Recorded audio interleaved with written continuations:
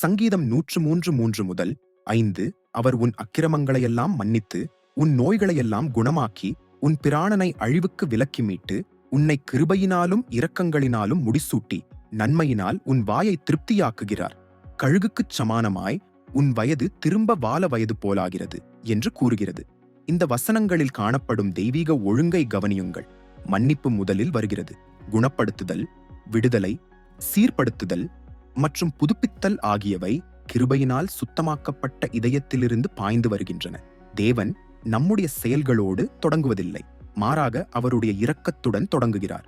கர்த்தர் சரீரத்தை குணமாக்குவதற்கு அல்லது சூழ்நிலைகளை சீர்படுத்துவதற்கு முன்பு குற்றத்தையும் அவமானத்தையும் நீக்குவதன் மூலம் இருதயத்தை குணமாக்குகிறார்.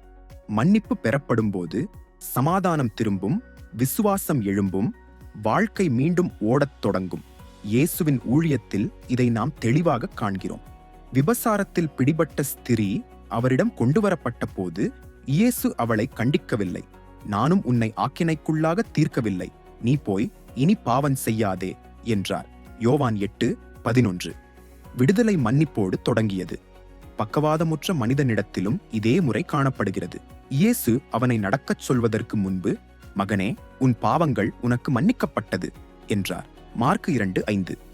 மன்னிப்பு பேசப்பட்ட பின்புதான் இயேசு, நீ எழுந்து உன் படுக்கையை எடுத்துக்கொண்டு உன் வீட்டுக்குப் போ என்றார். மார்க்கு 2:11. மன்னிப்பு குணப்படுத்துதலை விடுவித்தது. சங்கீதம் 103 மன்னிப்பு பகுதியானது அல்ல, முழுமையானது என்பதை நமக்கு நினைவூட்டுகிறது. நம்முடைய எல்லா பாவங்களும் மன்னிக்கப்பட்டன. இந்த விலையேறப்பெற்ற பரிசை நாம் பெறுவதற்கு நம் இருதயத்திலிருந்து ஜெபிப்போமாக.